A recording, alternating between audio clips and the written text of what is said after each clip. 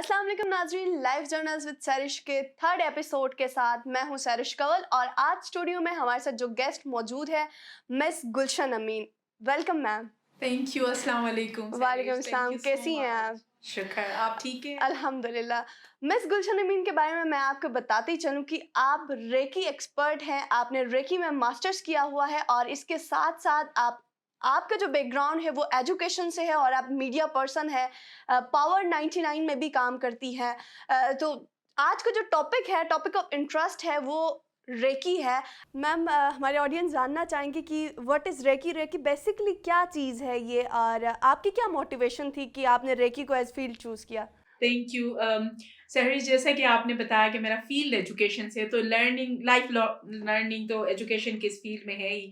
Recce basically जितने हमारे सामीन हैं हम्म। और लिसनर्स हैं और व्यूवर्स हैं, वो सब में से शायद बहुत सारे जानते होंगे। पाकिस्तान के लिए बहुत ज़्यादा फैमिलियर नहीं है। रे एनकी जापानीज एक तरीका है, टेक्निक है हम्म। हीलिंग के हवाले से, राइट? हम्म। रे एनकी जापानीज में बेसिकली यूनिवर्सल लाइफ फोर्स है। हम्म। अगर हम इस्लामिक टर्म के अंदर अगर हम यूज करें तो कुरानिक वर्ड यूज होता है अल्लाह नूर समावात के, अल्लाह नूर हम्म। है आसमानों और ज़मीनों का। तो परवरदिगार ने इस कायनात के अंदर हमेशा से अपने मखलूक़ात के लिए, सिर्फ एक हम्म। इंसान के लिए नहीं, हमेशा ब्लेसिंग्स रखी हैं। बेशक। रेकी बेसिकली करता क्या है, ये एक प्रोसेस के ज़रिए जब आप सीखते हो तो आप अपनी उस लाइफ फोर्स एनर्जी को, जो पॉजिटिविटी है, वो अपने आप को, आप कहें कि अपने ताबे करते हो हम्म। और इससे आप फ़ायदा उठाते हो। मेरी मोटिवेशन की, जैसे कि आपने हम्म। सवाल किया, हर बंदा ज़िंदगी में डिफरेंटली कम अक्रॉस होता है मुख्तलिफ डिसिप्लिन्स। इवन बेशक। एजुकेशन ले ले, कोई फील्ड ऑफ एजुकेशन ले ले। हम्म। मेरी ज़िंदगी में भी एक बहुत बड़ा हादसा हुआ।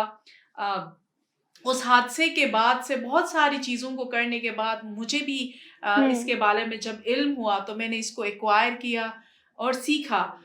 बेसिकली रेकी की कई स्टेजेस है, जैसे आपने कहा मास्टरशिप है, तो वो इनिशियल फर्स्ट स्टेज हम्म। कहलाता है, जिसमें आप इन पर्सन खुद के लिए एक टाइम प्रोसेस के बाद फिर आप दूसरों के लिए हम्म। आप कर सकते हो। सेकंड स्टेज होता है जिसमें आप रिमोटली किसी को भी रेकी दे सकते हम्म। हैं। एंड थर्ड एंड फोर्थ जो है मास्टरशिप होता है, जिसमें आप दूसरों को सिखा भी सकते हैं। और इन तमाम में सिंबल्स हैं, जिन सिंबल्स के ज़रिए आप प्रैक्टिस करते हो। और डेफ़िनेटली हमारे कॉन्टेक्स्ट में देखें तो इस्लामिक कॉन्टेक्स्ट में उस परवरदिगार से, उस खुदाए बुज़ुर्ग बरतर से वो हम्म। एनर्जी हासिल करने के लिए गुज़ारिश की जाती है एक प्रोसेस के ज़रिए। So basically it's a kind of spiritual practice, ऐसा है? It is but it's not fully, क्योंकि किसी रिलीजन का ताल्लुक इस रेकी से नहीं है, but it's the hmm. Other way. Because आप जब यूनिवर्सल की जब खुदा के उस नूर को अपने लिए फ़ायदेमंद बनाना चाहते हो तो hmm. Some way is tilted towards spirituality, हुँ। यस। तो मैम, जैसा कि आपने कहा पाकिस्तान में ये कॉन्सेप्ट इतना फ़ेमिलियर नहीं है, तो क्या ऐसी स्टोरीज़ हैं कि कुछ लोगों ने ये रेकी को इन प्रैक्टिस किया हो और कितना टाइम ड्यूरेशन लगता है टाइम कि इस प्रोसेस से या उस डिप्रेशन से या जिस हालात में आप हैं उसको हील अप करने के लिए रेकी को कितना टाइम लेता है? और डेफ़िनेटली मैं ये भी पूछना चाहूँगी कि ये कितना कॉस्टली है? इसमें क्या कॉस्ट आ सकता है? बिल्कुल। रेकी एक्चुअली दुनिया भर में, ये जापान में तकरीबन 17-18 सेंचुरी में इंट्रोड्यूस हुँ। हुआ था, बट ये बहुत एंशिएंट टाइम की, बुद्धा के टाइम की है। उस हुँ। स्टोरी को, चूँकि हमारे पास टाइम बहुत कम है और ऑडियंस जो है डेफ़िनेटली गूगल करके बहुत सारी चीज़ें ले सकते हैं। ये बेसिकली आपको पता है हज़रत ईसा अलैहिस्सलाम का एक मोजिज़ा जो कुरान ने हमें बताया कि हैंड्स के ज़रिए हील करते थे। कोढ़ की बीमारी या अंधे होते थे, जब हाथ रख देते थे तो शिफा मिलती थी। तो बेसिकली जो डॉक्टर यूसुई जो जापान के थे, ही वाज़ मोंग, और वो बहुत ज़्यादा इंस्पायर थे। हुँ। तो परवरदिगार ने बेसिकली, आप भी अगर देखें तो हर इंसान के हाथ में 20% नेचुरली परवरदिगार ने एनर्जी रखी है। तो मैं अक्सर सवाल करती, जब सर में दर्द होता है तो आपको नहीं पता 2 मिनट के लिए रेकी का हुँ। व्हाट आर यू डूइंग, मतलब क्या करते हैं आप उस दौरान में?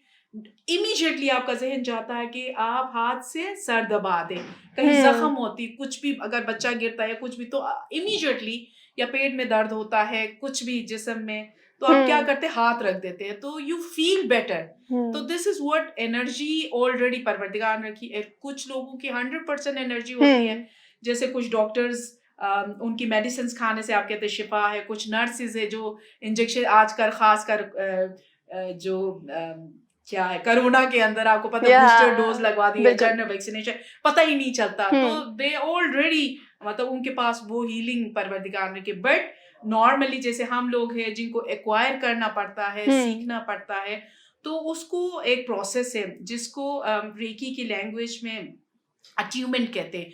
उस अट्यूमेंट को लेने के लिए 15 से 20 मिनट्स लगते हैं। बट उस लर्निंग प्रोसेस को, क्योंकि जाहिर है एक टेक्निक है, उसको प्रैक्टिस करना है। 21 डेज क्लिनजिंग पीरियड कहते हैं। उस अट्यूमेंट के बाद आपको 21 डेज तक डेली मॉर्निंग में, अर्ली मॉर्निंग में आपको हाफ एन आवर से पौने घंटा तक आपको प्रैक्टिस करनी पड़ती है। और चाक्रास हैं इंसानी जिंदगी के जो वजूद परवरदिगार ने रखी हैं। कुरानी टर्म इसको लताइफ कहा जाता है। जैसे क्राउन चाकरा बोलते हैं, जब हेड के बिल्कुल बच्चा जब छोटा होता है तो यहाँ पे आपने देखा वो नर्म, तो वो बेसिकली क्राउन चाकरा है और कलर्स दिए गए हैं। Then when you are coming to here eyebrows के बीच में, तो इसको थर्ड आई बोलते हैं। कुरान की लैंग्वेज में आई ऑफ विजडम कहा गया है।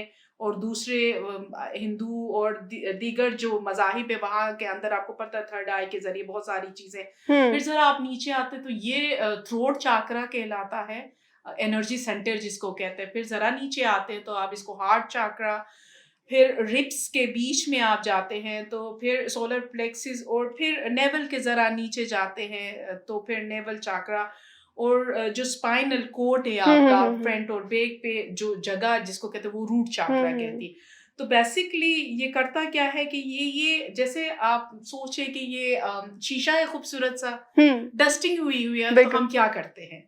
डेफिनेटली सब जितने व्यूअर्स हैं सब कहेंगे कि इसको डस्ट साफ करना चाहिए, तो ये ग्लास नजर आएगी। एग्जैक्टली ये एनर्जी रेकी जो है उन एनर्जी सेंटेंस को जो धुंधले हुए हैं या खराब हुए हैं तो उनको साफ करता है, रीएक्टिवेट करता है। एग्जैक्टली। और कॉस्ट का आपने पूछा, इट्स डिपेंड्स। जैसे अगर मोइज हुसैन सब नाम वाकिफ होंगे, जिन्होंने फर्स्ट टाइम 19s के अंदर वो अमेरिका से लर्न करके यहाँ आए थे। अभी बहुत सारे, जैसे मेरे खुद के 2 असातिज़ा टीचर्स, एक तंजानिया में अल्मास टीचर मेरी, और यहाँ पे सरफराज हुसैन साहब है इस्लामाबाद के अंदर। तो अब जितने बड़े होंगे, जितने आप मसरूफ होंगे, उस हिसाब से आपकी जो चार्जेस होंगी वो बढ़ जाएंगे। डिपेंड्स। चार्जेस बेसिकली सामीन को बताना और आपको भी बताना और जितने लिसनर से ज़रूरी इसलिए है कि चार्जेस एक्चुअली उस ब्लेसिंग्स की या उस एनर्जी की नहीं है, बिकॉज इट्स गॉड्स, ये अल्लाह की रहमत है। तो उसका आप कॉस्ट कैसे ले सकते हो? आप उसकी वो जो है वो आपका टाइम है, which you spends for that। तो 2 hours स्पेंड करते, 3 hours करते, हीलिंग के लिए आपको 30 से 45 मिनट्स आप देने पड़ते। तो वो जो आपका टाइम है एक्चुअली वो चार्जिंग फॉर दैट। आप क्योंकि जीबी से आई और यहाँ पे इस्लामाबाद आके इतना ज़्यादा आपने अचीव किया है, माशाल्लाह से आप एक मीडिया पर्सन भी है और फिर रेकी एक्सपर्ट भी हैं, तो क्या वो चैलेंजेस थी जिनको आप फेस करके यहाँ तक पहुँची है और आपकी क्या मोटिवेशन थी, नहीं कि आपने उन सब से निकल के आपने इस चीज़ को सीखा, इस चीज़ को हासिल किया? बहुत मुश्किल मेरे लिए हमेशा ये सवाल होता है। ऑडियंस में से जितनों तक आवाज़ जाती है, बहुत हो सकता है मेरे स्टूडेंट्स हो, मेरे जानने वाले हो, ये मेरे ख्याल से बहुत चीज़ें ना ऊपर वाले की लिखी हुई होती हैं। बेशक वो प्लान करता है चीज़ों को, एंड बस वो जिस तरह से ड्रामे के अंदर आपके लिए वो सीन क्रिएट किया जाता है, इसी तरह से। एनीवेज, इन शॉर्ट, मेरे बड़े बेटे की all of the sudden death हुई थी 2011 में। मैं अपनी ट्रीटमेंट के सिलसिले में इस्लामाबाद आई थी और डेफिनेटली एजुकेशन के फील्ड में हूँ। मैंने अपनी सर्विसेज कंटिन्यू की छोटे बेटे की, जाहिर है उसकी एजुकेशन और तमाम चीज़ों में मैंने ज़िंदगी को बहुत करीब से चैलेंजिंग लाइफ देखी है। लेकिन अब मुझे एहसास होता है रेकी सीखने के बाद और बहुत सारी चीज़ों के बाद कि you are the chosen one, जिनकी ज़िंदगी में, I am not telling only myself but those, ये बहुत इंपॉर्टेंट पॉइंट है सहरिश, खासकर हम फीमेल्स के लिए, कि when you are in struggling life, हम बहुत हार मानते हैं, बिल्कुल ऐसा ही है, ऐसा ही है। लेकिन that's you are chosen one, कि आप जैसे आज अगर मैं उस मुश्किल स्ट्रगल से ना गुजरी होती, उस स्ट्रगल के रिजल्ट में मैं कुछ और अच्छी चीज़ें ना करती तो आज मैं यहाँ नहीं होती आपके इस स्टूडियो के अंदर और इतने व्यूवर्स को। जैसा मैंने कहा कि मैं उस सिलसिले में आई, but I always keen to learn different things. Media की बात करें तो that's my passion, one of the passion. मैं बचपन से मुझे आर्टिस्ट लोग, टीवी पे आने वाले anchors, newscaster always fascinating me. तो मुझे था कि कब मैं इस तरह से कैमरे के सामने जाऊं चीजें।